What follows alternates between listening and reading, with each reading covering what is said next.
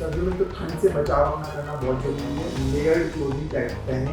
These are the reasons to do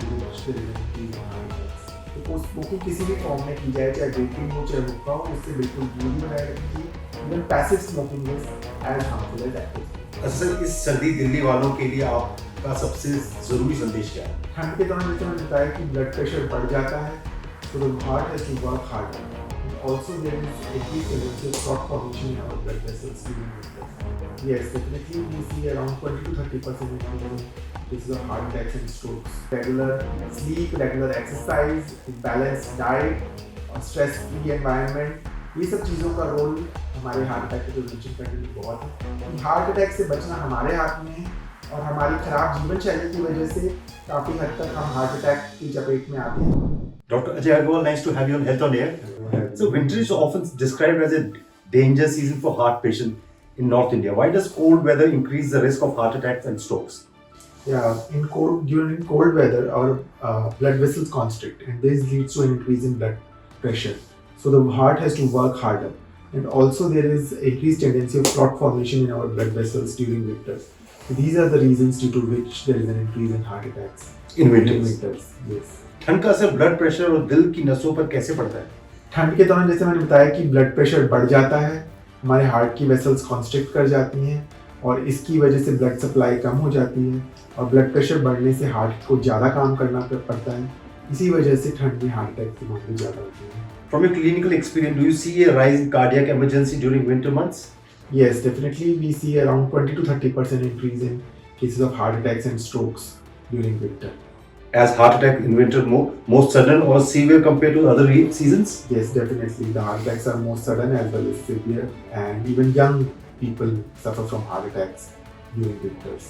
How does cold temperature affect blood pressure, blood vessels, and heart workload? Yeah, as I've told earlier also, cold leads to constriction of our blood vessels, and because of this, supply to heart decreases, and our blood pressure increases, and heart has to work more, pump more. So all these factors in a patient who has pre-existing risk factors like diabetes, hypertension, or a previous heart problem, cold acts as a trigger, and it can trigger heart attacks in people. Is early morning the most dangerous time for heart patients in winter? If yes, why? Yes, definitely, because during early morning, as soon as the patient gets up, there is a sudden increase in his or her blood pressure, and the heart has to work more, and there is constriction of blood vessels. There is rise in cortisol.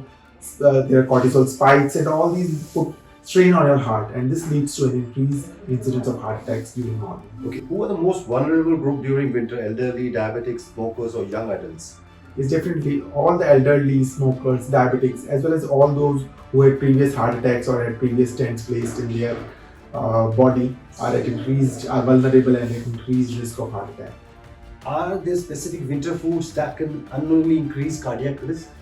Yes, definitely. People are fond of eating sweets and hot like halwas and others which are full of ghee and other fried stuff, and these should be avoided even during winters. During winters also you have to maintain a healthy lifestyle and preferably increase your intake of fruits and vegetables and avoid fatty fats, especially the saturated fat, those containing ghee and butter, and especially trans fats which is found in biscuits and pastries and all the shelf items which are sold are not good for health. And home-based food which is low in oils and fats is good for us, and that should be consumed. Delhi winters also bring severe air pollution. How directly is air pollution linked to heart attacks? Yes, small particles, that is 2.5 ppm particles, these enter our heart bloodstream, and these cause increase in clot formation and constriction of blood vessels, and hence during air pollution the heart attacks increase. And especially winters and air pollution, these are a deadly mix, because during winters the air gets trapped at low levels of pollution, gets trapped, and these both, as I told earlier, both winters and pollutions, the deadly combo leads to an increased incidence of heart attacks. Okay, what happens inside the body when polluted air enters the bloodstream? Like 2.5 ppm or lesser particles, when they enter the bloodstream, these cause inflammation, and these cause increased clot formation inside our blood vessels, and all these lead to an increased incidence of heart attack.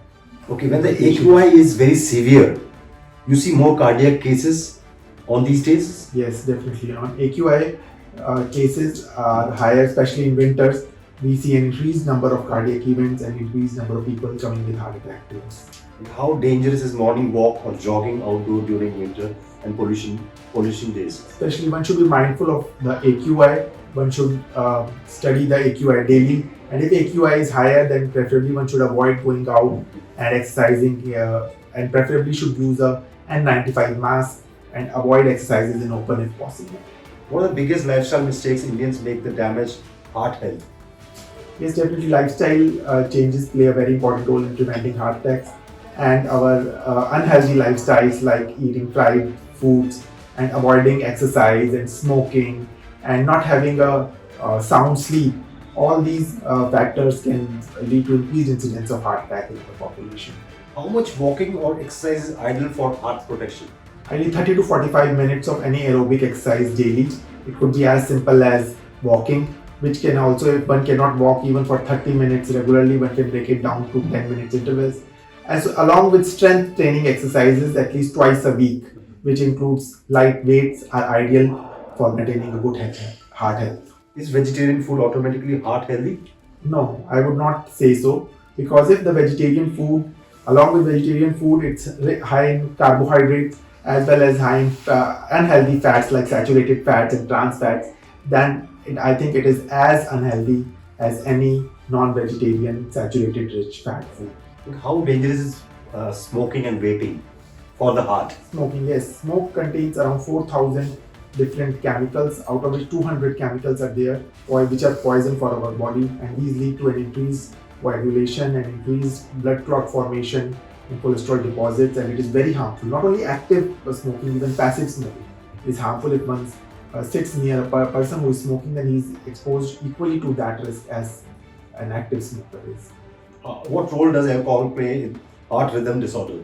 Yes, definitely. A binge alcohol drinking, like a sudden, an intake of alcohol in large quantities, can produce an irregular heartbeat, which is called atrial fibrillation.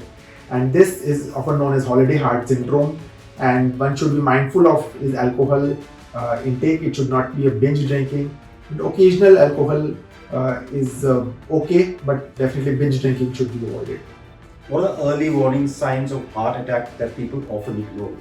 Yeah, any amount of any exertion, any dyspnea, the difficulty in breathing or chest pain during light exercises, exertion like climbing a flight of stairs or walking, is definitely a sign which one should be watchful of. And if anyone feels such kind of pain or breathlessness, then one should be mindful of that, and that can be a sign of his or her having a heart problem. Can heart attack occur without a chest pain? Yes, in diabetics, it is often a silent heart attack because the diabetics, the nerve endings get damaged. So often patients do not experience typical chest pain, and this is true for women also. And sometimes there are atypical symptoms like just nausea, vomiting, or shortness of breath, and these can be signs of heart attack rather than chest pain. What should a person do in the first 10 minutes of suspected heart attack? Yeah, if the pain is typical heart attack, like it's a pressure-like sensation in the center of the chest and it is not relieved within few minutes, one should sit comfortably on a chair, and one should loosen his clothes. And if a Disprin tablet is available, 325 milligram Disprin, then he or she can take that tablet, preferably chew the tablet, because Disprin acts as a clot dissolving drug. And then one should not hesitate to call an ambulance and should seek emergency medical care immediately, because any delay can be very harmful. आजकल कम उम्र में heart attack के मामले क्यों बढ़ रहे हैं? क्योंकि कम उम्र में, क्योंकि लाइफस्टाइल जो है वो हमारा बहुत ख़राब होता जा रहा है। कम उम्र के लोग भी, जैसे हमने बात की, स्मोकिंग और वेपिंग का बहुत उपयोग बढ़ गया है हमारी युवा पीढ़ी में। इसके अलावा गलत लाइफस्टाइल जैसे फ्राइड फूड्स और फैटी फूड्स जो कि हम बहुत ज़्यादा कंज्यूम कर रहे हैं, lack of exercise, lack of proper sleep, और ये जो स्ट्रेस है, जो कि कॉम्पिटिटिव स्ट्रेस भी आजकल यंग जनरेशन में बहुत बढ़ गया है, जो ऑफिस स्ट्रेस है, पीयर स्ट्रेस है, ये सब फैक्टर्स हैं जो कि हमारी यंग जनरेशन को इन प्रॉब्लम्स को बढ़ावा। अच्छा, तनाव, देर रात तक काम करना और नींद की कमी दिल को कितना नुकसान पहुंचाती है? या पहले ये माना जाता था कि लोगों में आमतौर पे धारणा होती है कि नींद एक लग्जरी है, बट ऐसा नहीं है। प्रॉपर देखा गया है, जो 8 घंटे की नींद है वो हमारी बॉडी में के लिए बहुत फ़ायदेमंद है। वो हमारी बॉडी में रिपेयर की तरह काम करती है, और जो लोग 6 से 8 घंटे की प्रॉपर डीप स्लीप लेते हैं उनमें हार्ट अटैक के मामले कम देखे जाते हैं। तो स्ट्रेस रिडक्शन, चाहे वो मेडिटेशन या और किसी उपाय के जरिए किया जाए, और प्रॉपर नींद इसका भी बहुत हमारे जीवन में हार्ट अटैक्स को रोकने के लिए बहुत एक इम्पोर्टेंट रोल है। अच्छा, जिम में अचानक से भारी एक्सरसाइज करना कितना खतरनाक हो सकता है हार्ट के लिए? जो लोग डेफिनेटली जिनको रिस्क फैक्टर्स हैं, फैमिली हिस्ट्री स्ट्रॉन्ग है या हाइपरटेंशन, डायबिटीज़ है, तो वैसे भी हार्ट जो आजकल जैसे हमारा युवाओं में हार्ट अटैक के खतरे बढ़ रहे हैं, तो भारी एक्सरसाइज करना डेफिनेटली नुकसानदायक हो सकता है। आपको तुरंत ग्रेजुअल एक्सरसाइजेज धीरे धीरे अपनी एक्सरसाइज को बढ़ाना चाहिए, और अगर रिस्क फैक्टर्स हैं तो आपको डेफिनेटली डॉक्टर की सलाह के बाद ही हैवी एक्सरसाइज के लिए जाना चाहिए। अच्छा, जैसे एनर्जी ड्रिंक्स और सप्लीमेंट्स क्या दिल के लिए नुकसानदेह है? यस, डेफिनेटली ये बिल्कुल भी कि आजकल एनर्जी ड्रिंक्स और प्रोटीन सप्लीमेंट्स और दूसरे चीज़ों का बहुत एक तरह से फैशन हो गया है, लेकिन ये चीज़ें भी आपके हार्ट को नुकसान पहुंचा सकती है, और बिना डॉक्टर की सुपरविजन के कोई भी ये दवाइयाँ या इस तरह के सप्लीमेंट्स लेना आपको आपकी सेहत के लिए नुकसानदायक हो सकता है। हार्ट अटैक के शुरुआती लक्षण कौन से हैं जिन्हें लोग अक्सर नजरअंदाज कर देते हैं?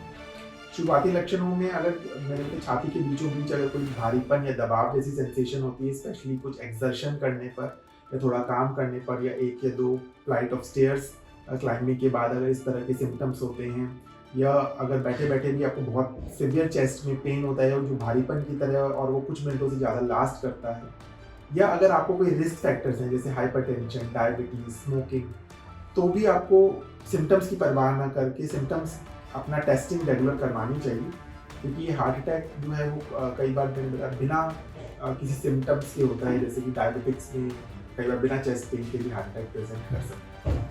अच्छा, जो गोल्डन आवर है ये क्या होता है और ये कितना अहम है?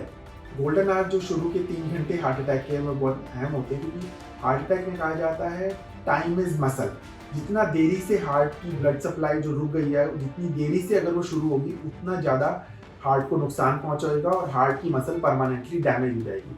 इसलिए कहा जाता है अगर आप हॉस्पिटल पहुंच जाते हैं और गोल्डन आवर्स विदिन 3 आवर्स आपकी बैलून एंजियोप्लास्टी हो जानी चाहिए। आपकी आइडिया जो है कि 90 मिनट्स के अंदर आपका हार्ट जो अगर आप हॉस्पिटल में पहुंचते हैं तो 60 to 90 मिनट्स के अंदर आपकी ब्लड वेसल ओपन हो जानी चाहिए और आपका ब्लड फ्लो रिस्टोर हो जाना चाहिए।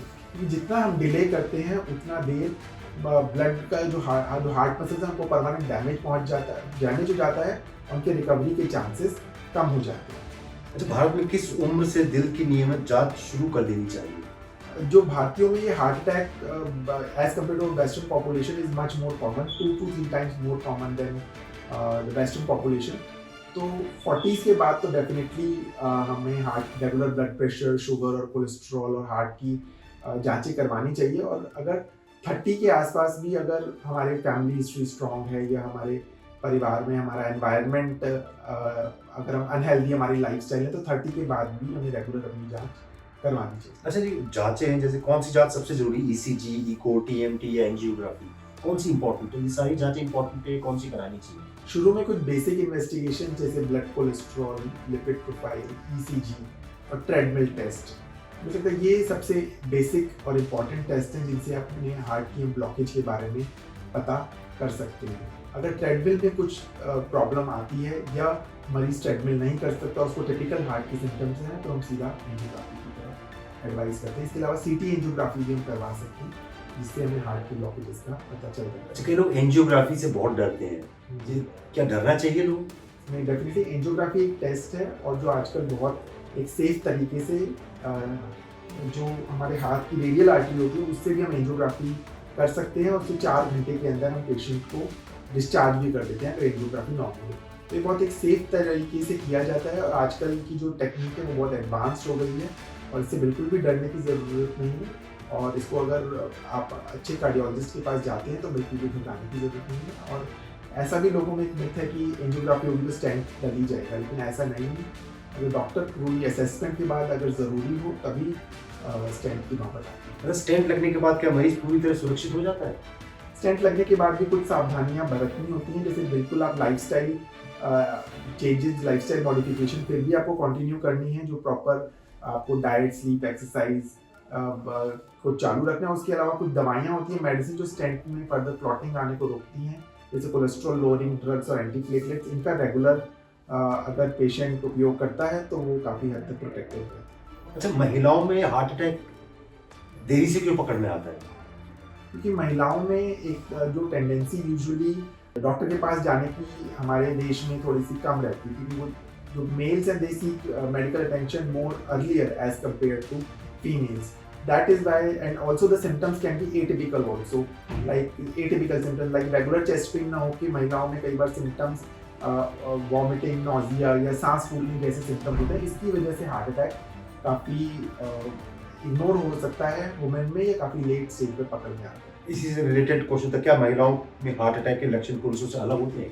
कुछ केसेस में एटिपिकल सिम्टम्स जैसे टिपिकल चेस्ट पेन ना होके सांस फूलना, एक्सेसिव फटीग और शॉर्टनेस ऑफ ब्रेथ और नॉजिया वॉमिटिंग जैसे सिम्टम्स वुमेन में कॉमन भी देखे जाते तो ये मर्दों में नहीं होते? हैं. मर्दों में होते हैं, बट मर्दों में typical symptoms are more common like chest pain, but definitely any atypical symptom should be evaluated by a cardiologist. अच्छा, मेनोपॉज के बाद महिलाओं में दिल का खतरा क्यों बढ़ जाता है? क्योंकि जो नेचुरल हमारे हार्मोन्स होते हैं, जो ईस्ट्रोजन, वो हार्ट के लिए प्रोटेक्टिव होता है हार्ट के लिए, लेकिन जो पोस्ट मेनोपॉजल वुमेन में ईस्ट्रोजन कम होने की वजह से ये हार्ट अटैक की संभावना बढ़ जाती है. और दिल को स्वस्थ रखने के लिए सबसे जरूरी आदत कौन सी है? सबसे ज़रूरी आदत है वो लाइफस्टाइल चेंजेस, जो कि हमें एज ए डिसिप्लिन लाइफस्टाइल बहुत ज़रूरी है, जिसमें regular sleep, regular exercise, balanced diet और स्ट्रेस फ्री एनवायरनमेंट, ये सब चीज़ों का रोल हमारे हार्ट अटैक को प्रिवेंशन करने में बहुत है. तो एक आदत ना हो कि कंबाइंड जो डिसिप्लिन एक लाइफस्टाइल है, उसको अगर सब लोग पालन करें तो हार्ट अटैक से बचा जा सकता है. अच्छा, सर्दियों में जो हार्ट के पेशेंट हैं उनको क्या, किन बातों का खास ध्यान रखना चाहिए बाहर निकलने से पहले? सर्दियों में तो ठंड से बचाव अपना करना बहुत ज़रूरी है. लेयर्ड क्लोथिंग पहने, डबल या ट्रिपल लेयर के क्लोथ्स जाएं ठंड में. एक्सेसिव ठंड में वॉक करने की बजाय जब दिन में थोड़ी धूप हो तब हमें वॉक करने जाएं. और एक्सेसिव हार्ड वर्क या एक्सेसिव एक्सर्शन, वेट लिफ्टिंग वगैरह को अवॉइड करें ठंड में. और अपना लाइफस्टाइल फ्राइड फैटी चीज़ों को अवॉइड करें ठंड में भी. और अगर आउटसाइड एक्सरसाइज नहीं कर सकते तो इनसाइड एनवायरनमेंट में थोड़ी एक्सरसाइज लेने की कोशिश करें. और बाकी सब हेल्दी लाइफस्टाइल के बारे में जागरूक रहें. अच्छा, बहुत ठंड में अचानक से गर्म पानी से नहाना कितना सुरक्षित है? जो एक्सट्रीम्स ऑफ टेम्परेचर चेंज हैं उनको हमें अवॉइड करना चाहिए. जैसे एकदम ठंडे से एकदम गर्म में जाने का हमें अवॉइड करना चाहिए. धीरे धीरे अपनी बॉडी को अडेप्ट होने के लिए हमें कोशिश करनी चाहिए, और तब हम इस प्रॉब्लम से बचे रह सकते हैं. अच्छा सर, इस सर्दी दिल्ली वालों के लिए आपका सबसे ज़रूरी संदेश क्या है? ये अपने हार्ट की हेल्थ आपके हाथ में है. ठंड में भी अगर हम बैलेंस्ड अपना लाइफस्टाइल का ध्यान रखें, बैलेंस्ड डाइट रखें, रेगुलर एक्सरसाइज करें. अगर बहुत ठंड में नहीं कर सकते तो अपने घर में एक्सरसाइज करें, और रेगुलर स्लीप लें, और जो स्मोकिंग को अवॉइड करें. इसके अलावा पॉल्यूशन से थोड़ा अपना ध्यान रखें. जो बहुत अगर AQI बहुत ज़्यादा है तो आउटडोर एक्सरसाइज से बचें. N95 मास्क का उपयोग करें. तो यदि हम इन सब बातों का ध्यान रखेंगे तो ठंड में भी हम अपने हार्ट को का ध्यान रख सकते हैं और हार्ट अटैक से अपना बचाव कर सकते हैं. अगर लोग सिर्फ एक बात याद रखें ताकि हार्ट अटैक से बचे तो वह क्या होनी चाहिए? कि हार्ट अटैक से बचना हमारे हाथ में है, और हमारी खराब जीवन शैली की वजह से काफ़ी हद तक हम हार्ट अटैक की चपेट में आते हैं. तो अगर हम एक हेल्दी जीवन शैली को अपनाएं तो हार्ट अटैक के रिस्क से बच सकते हैं. Hookah is also equally as harmful as smoking and vaping. तो हुक्का में भी जो स्मोक करते हैं उसमें हार्मफुल केमिकल्स होते हैं, और वो हमारी बॉडी को उतना ही नुकसान पहुंचाते हैं, और इससे भी हार्ट अटैक के रिस्क बढ़ते हैं. तो स्मोकिंग किसी भी फॉर्म में की जाए, चाहे वेपिंग हो चाहे हुक्का हो, उससे बिल्कुल दूरी बनाए रखनी चाहिए. Even passive smoking is as harmful as active smoking. अच्छा, कुछ बच्चों में आजकल लक्षण आ रहे हैं हार्ट अटैक के? 18 साल से नीचे, 16 साल से नीचे बच्चों में? यूजुअली वो कंजेनाइटल मालफॉर्मेशन या कुछ आनुवंशिक बीमारियों के कारण होते हैं, जिनकी वजह से बच्चों में ये हार्ट अटैक के लक्षण ज़्यादा होते हैं. तो यूजुअली जो ट्रेडिशनल रिस्क फैक्टर्स हैं उनकी वजह से हार्ट अटैक की संभावना कम होती है, बट उनमें कुछ जेनेटिक बीमारियां होती हैं, जैसे कि अनॉमलस कॉर्नरी आर्टरी डिजीज या कावासाकी डिजीज. ऐसे कारणों की वजह से हार्ट अटैक ज़्यादा कॉमन होता है. तो जो मेंटली डिसऑर्डर के लोग, बच्चे होते हैं या बड़े लोग होते हैं, उनका हार्ट अटैक के लक्षण किस तरह से पता लगते हैं, या वो लोग किस तरह से बच सकते हैं? उन लोग को कैसे ध्यान रखा जाए डिसेबल्ड लोगों के लिए? देखिए, हेल्दी लाइफस्टाइल तो सबको फॉलो करना पड़ेगा. उनको भी अपनी डाइट का ध्यान रखें, और अपना स्लीप और एक्सरसाइज सब उनको हम हेल्प करें जितना हम हेल्प कर सकते हैं इन सब चीज़ों को प्रमोट करने में. और उनकी भी रेगुलर, अगर उनको कुछ ऐसे सिम्टम्स होते हैं जो कि आपको बातचीत से पता लग जाएगा, चेस्ट पेन या सांस फूलना जैसे सिम्टम्स हैं, तो उनको हमें इवैल्यूएशन करवाना चाहिए। Thank you doctor Jay Agarwal, thank you very much. धन्यवाद।